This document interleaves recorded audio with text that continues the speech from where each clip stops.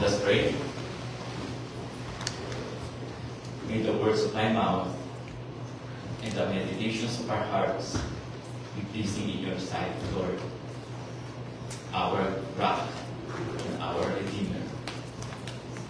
Amen.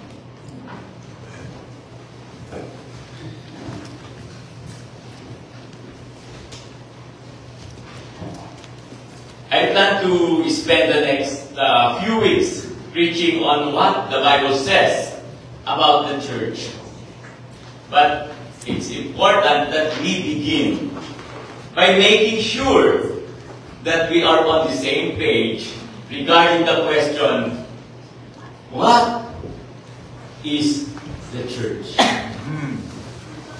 If you were to ask people on the street, what is the church? You would probably hear, it's that building on the street.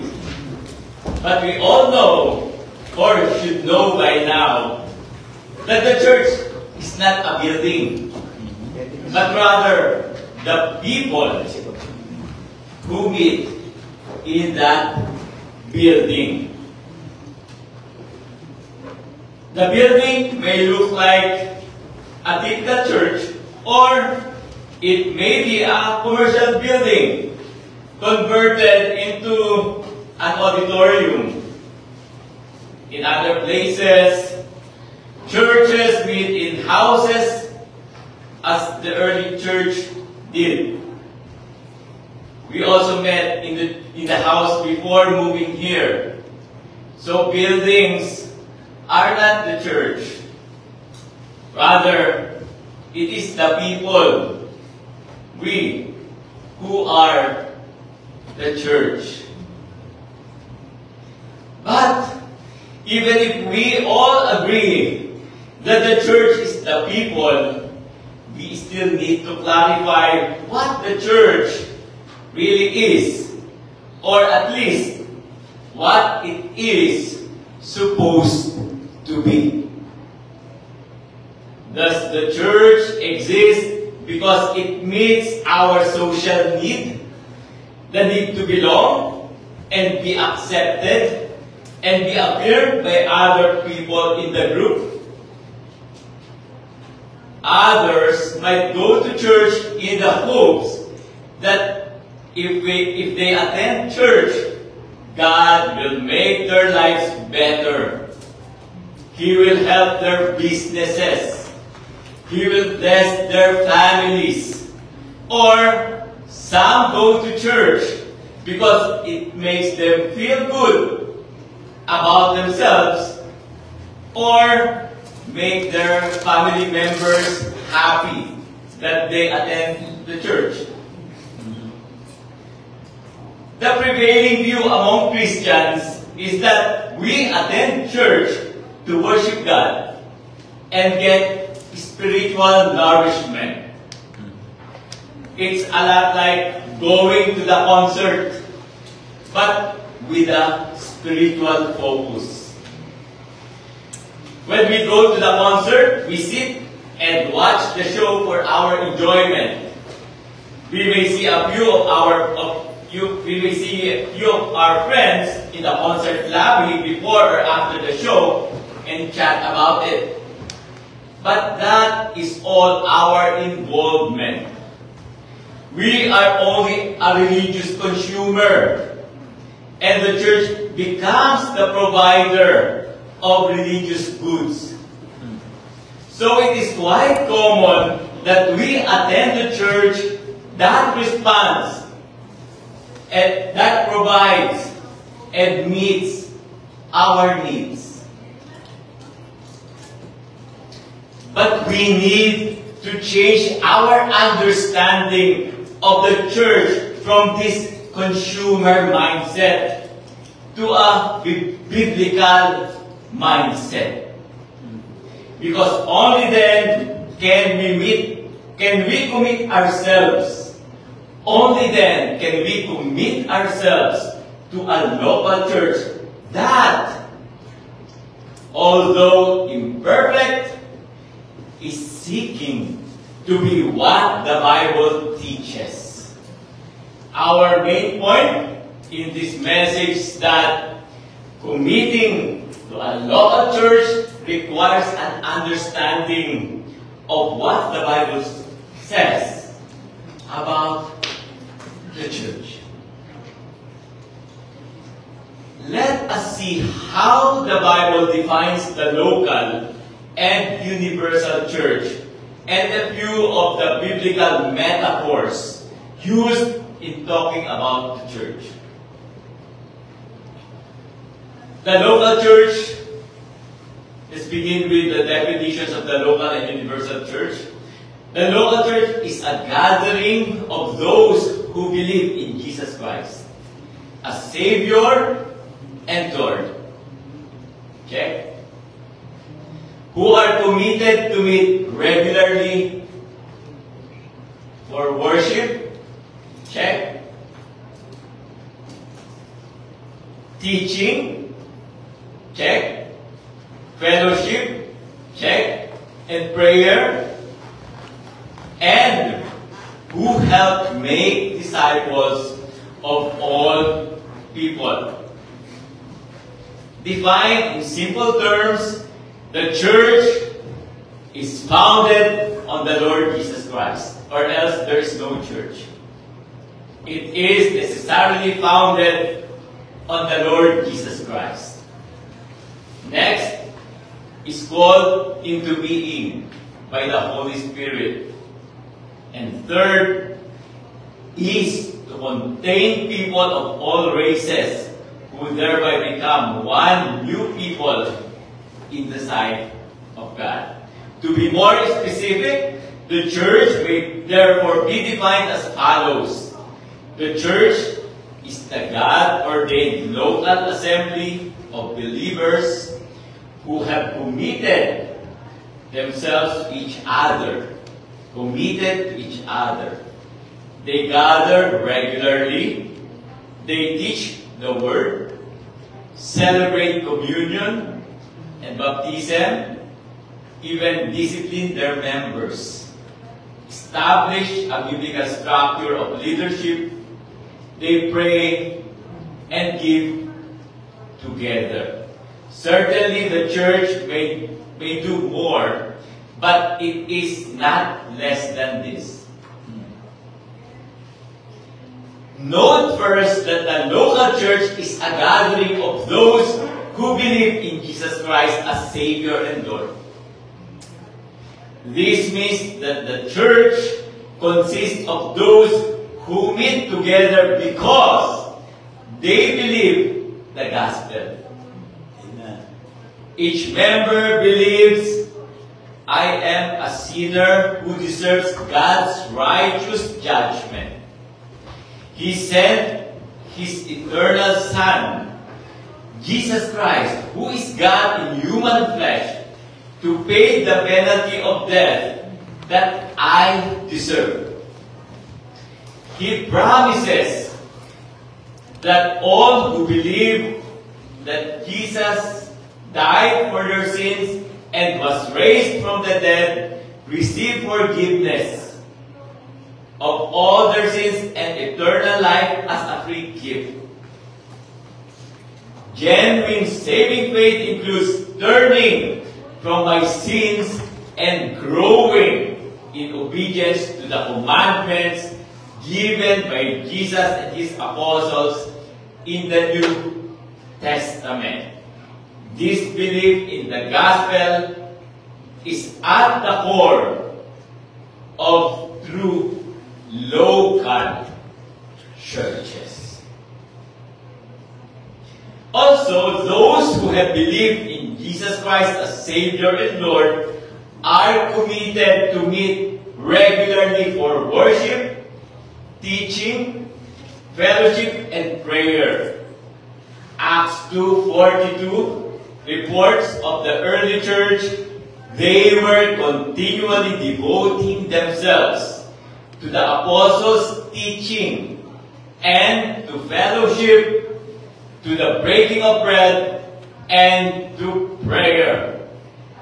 Elsewhere, Paul instructs the church, let the word of Christ richly dwell within you, all wisdom, teaching and admonishing one another with psalms and hymns and spiritual songs, singing with thankfulness in your hearts to God. These and other similar texts spell out the essential activities of the church when we gather each Lord's Day or each Sunday. Also, the local church is a gathering of those who help make disciples of all people. That's what we exist for. This is the great commission that the Lord gave us. Go therefore and make disciples of all nations, baptizing them in the name of the Father, and the Son, and the Holy Spirit, teaching them to observe all that I commanded you. This command was not just for the apostles or for missionaries who are called to go to foreign cultures. Every Christian, in fact, should be involved in the process of making disciples. It's a command. So we have to obey the command in obedience to Him, to be obedient followers of Jesus. So we have to disciple people whether locally or globally. This includes sharing the gospel with those outside of Christ, helping other believers grow in Christ, and being informed and committed to the cause of Christ worldwide, in whatever way we can, in whatever capacity that we are called.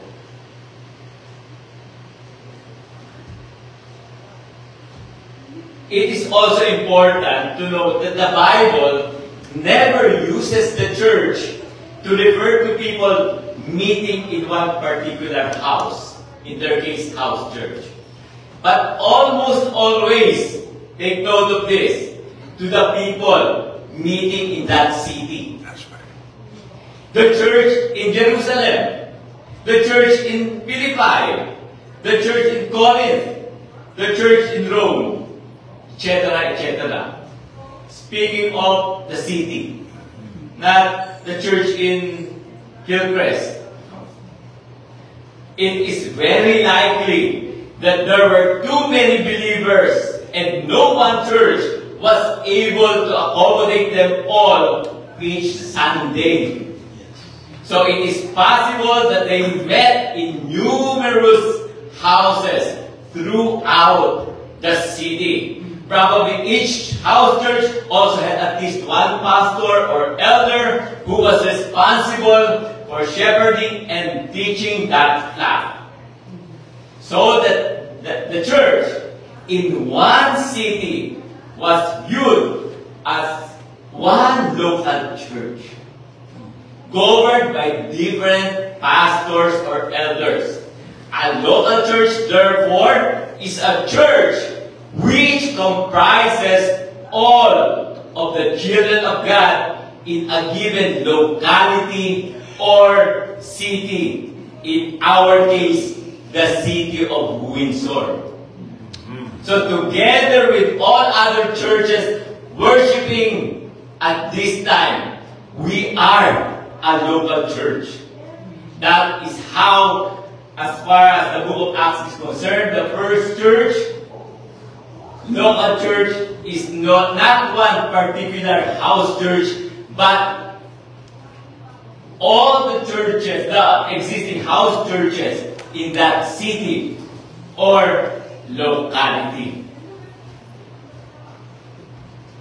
Yes, there may be many Christian denominations in the city, but we can rise above each other's minor differences to focus more on the essentials of Christian faith rather on the non-essentials, to really major on what really is major rather on the minor ones, to focus more on what unites rather than what divides, in order to see ourselves together with others in our immediate locality as one local church, however different we may be in many ways.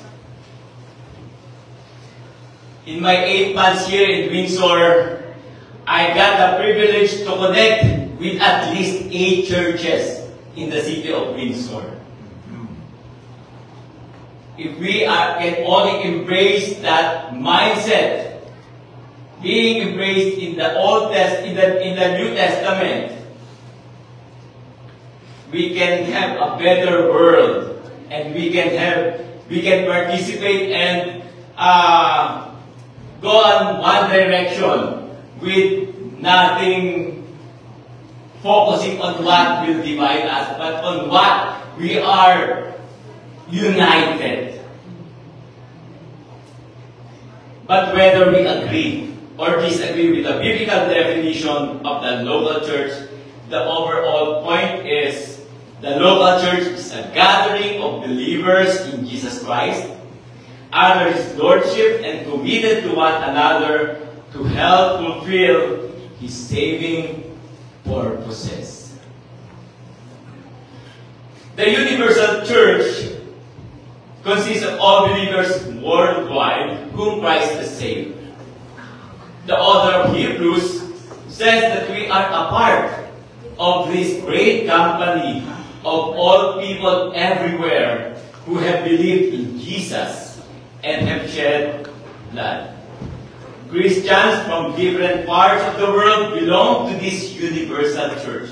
We all belong to this universal church. That is why, even if we differ in many aspects, physically, in the color of our skin, and in the appearance, and culturally, in the language that we speak, and in many other aspects of the culture, but when we discover that one is a believer in Christ, Jesus Christ, there is an instant bond of fellowship. Because however different we are members of one universal body of Christ. We automatically feel that bond with others whenever, even if it does not cause us any division or discrimination, because we start from what is major, that we are brothers and sisters in Christ. So we belong to a worldwide and universal church. To further help us to understand that what the church is, let us look at a few biblical metaphors for the church. The first one is the church is the body of Christ, the head. This is perhaps the most familiar description of the church. Paul uses it extensively in 1 Corinthians 12 to make the point that all believers are members of one body. He states in 1 Corinthians 12:13, "For by one Spirit we were all baptized into one body, whether Jews or Greeks, whether slaves or free, and we were all made to drink of one Spirit." His aim in this passage is to emphasize both the unity and diversity of the church. Just as in human body there are many members, but each has a different function. So in the body of Christ, each member has a spiritual gift to be used for the overall good of the body. Yes, we are different, yet we are one body. We complement. Everybody possesses a gift, a unique gift. That's why in the body of Christ, there are those who are serve in the kitchen, those who serve in the worship, those who serve in social concern, going to the homeless. So we are gifted differently. But that is the beauty of the church. God did not design us in a way that we will all be preachers. Some will have to be doers, listeners, and different capacities. Paul also states that Christ is the head of his body, the church. And he put all things in subjection under his feet, and gave him as head over all things to the church, which is his body, the fullness of him who fulfills all in all. The practical application is that each member of Christ's body must be in submission to him as the head, while at the same time in a complementary relationship with other members of the body. Always emphasize complementary relationship with others. Also, the most important characteristic of bodies is that they must be living. They must be alive. While bodies are highly organized, the organization is useless if there is no life. And the church is the organic living body of Christ. The church is the people. So the people must be alive spiritually through the new birth in order for the church to thrive. So are we alive? The second metaphor is the church is the bride of Christ. Paul presents this image in his discussion of the respective roles of husbands and wives in Ephesians 5:22-33. In the context of marriage. But lest we think that he is limiting his discussion to marriage, he states this is mystery. This mystery is great. This is a mystery. But I am speaking with reference to Christ and the church. So it's not limited to that metaphor of marriage. This is a mystery. The Apostle John presents the same imagery. The church is the bride, the wife of the Lamb. The main application in the use of that is that we are to relate in love, just as how marriage is founded in love. As a bride relates to her husband in love. So that is why the metaphor used is bride of Christ, because we relate to Jesus in love. That is our foundation of the relationship. And that we are to thrive in the knowledge that He loves us and chose us to be His bride. So, in the metaphor of bride, it is the groom who chose and loved. And what builds that relationship is founded in love. The third metaphor is the church is the family or household of God. We should be a family. In Ephesians 2:19, Paul states, so then you are no longer strangers. We are no longer strangers here and aliens, but we are fellow citizens with the saints and are of God's household. The family imagery is also seen in the many places where God is called our Father.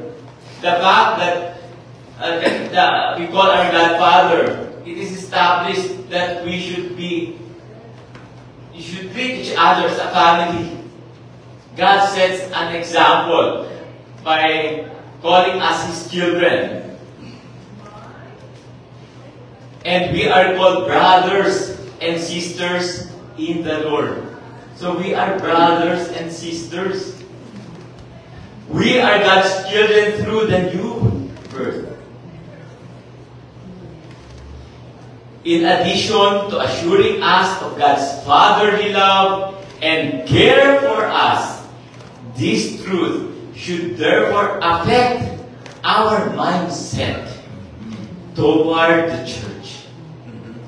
If the church is a Sunday program that we attend, then we go for what we can get out of it. But if the church is the family of God, then we are a member with our brothers and sisters. Families gather for various reasons, but fundamentally different from why audiences gather. We are not audiences. We are not simply audiences. We are family. We are a church. Families get together for relationships because of the common family bond. Family members do not threaten to go join another family if the family gatherings are not meeting their needs, or if conflicts arise.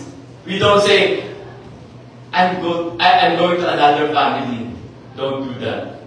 The family band keeps them together so that they work out their differences in love. The fourth metaphor of the church is the temple of God.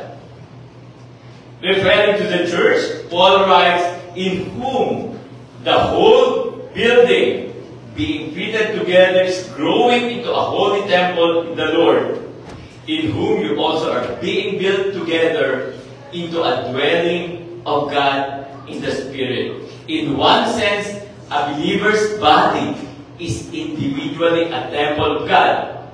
But in another sense, the entire church, the people, not the building, is God's temple. This means that He dwells in our midst, and thus we must be holy in our behavior, both individually and corporately. The fifth metaphor of the church is it's being the flock of God.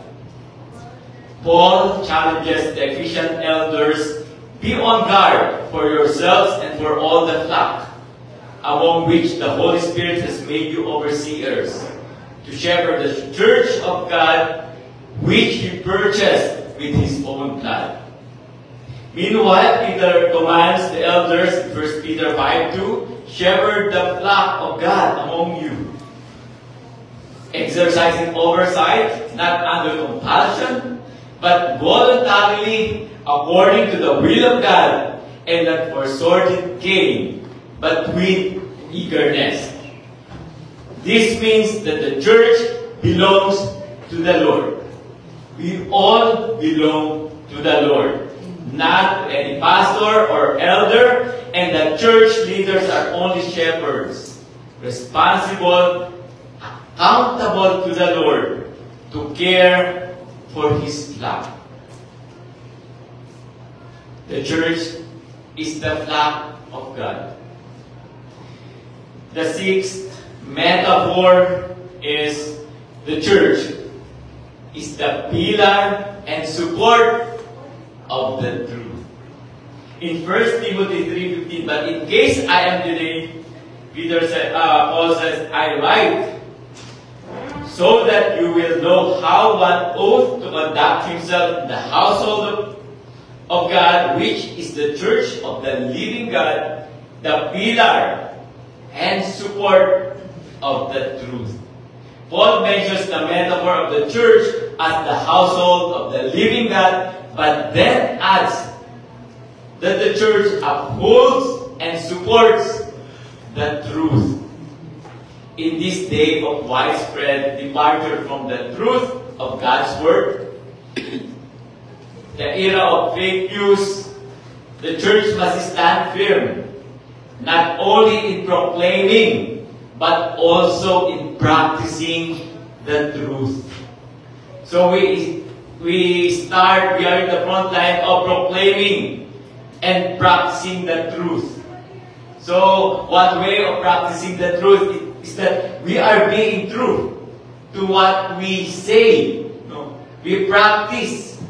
It's not being truthful if we say one thing and we do another thing. And it's also part of being the pillar and advocate of truth is we become instrument of truth ourselves. We also fight for the deceptions that happen around us, the lies happening around us. So a main task of elders is that they must hold fast the faithful word, which is in accordance with the teaching, so that he will be able both to exhort in sound doctrine and refute those who contradict. Lastly, the kingdom of God, the church is the kingdom of God. In Colossians 1:13-14, Paul writes, "For he rescued us from the domain of darkness and transferred us to the kingdom of his beloved Son, in whom we have redemption, the forgiveness of sins." In 1 Thessalonians 2:12, Paul states his aim so that you would walk in a manner.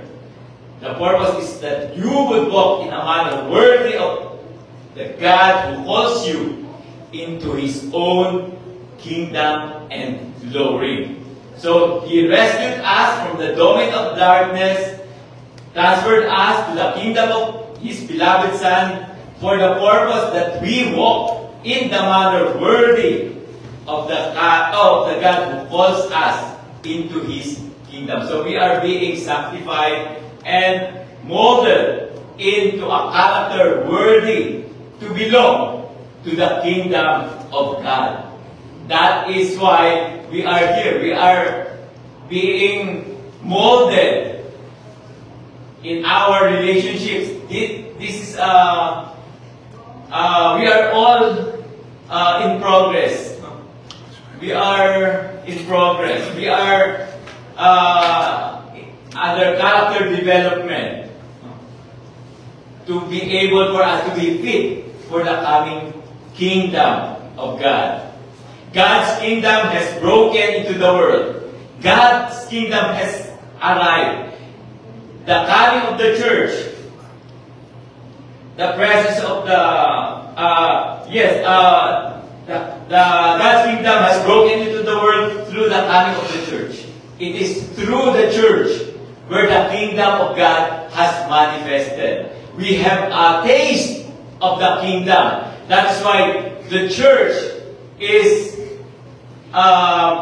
kingdom of God. But we still await for the consummation of the coming kingdom. Its presence to our world, the presence of the church, attests to the reality of God's kingdom. So the fact that the church exists attests to the reality that the kingdom must be real because of the church presence in our midst. And we await for the completion, for the completed form of that kingdom that is sure to come when Christ returns and finally rules over all the earth. So we are God's kingdom. The church is the kingdom of God. So it is necessary that we manifest what that kingdom is supposed to be. Do we become instruments of peace. Reconciliation. Does our church is this a church where people feel accepted, feel loved, feel the love of God? That's why there are churches who are active in social concern, no? Their theology is that because our church is the picture, is the present-day kingdom of God, we should be instrument of that kingdom. So through our church, they should feel that love. If they are in need, they would feel that we provide for their needs. They are able to experience, to have a taste of God's coming kingdom through our church. The practical application for us is that as a church, we live under the rule of Jesus Christ, our King. We serve His purposes. We proclaim His rightful lordship to others, seeking to bring them under submission of His rule. We do not make our ideas about what the church should be. This is what the Word says about what a church is. Are we already the kind of church that the Word of God says what it is supposed to be? The main thing that we should see from our study is that the church is not a place we attend for spiritual input because we do not have anything better to do. No. It is not for spiritual input because we do not have anything better to do. The church is not here to entertain us for spiritual satisfaction. If we have trusted in Christ, we are organically connected to other believers so that we are one body with them under one leader, under one head, under one king. Every one of us is a member of the family of God, related to other family members with a God-given ministry to fulfill.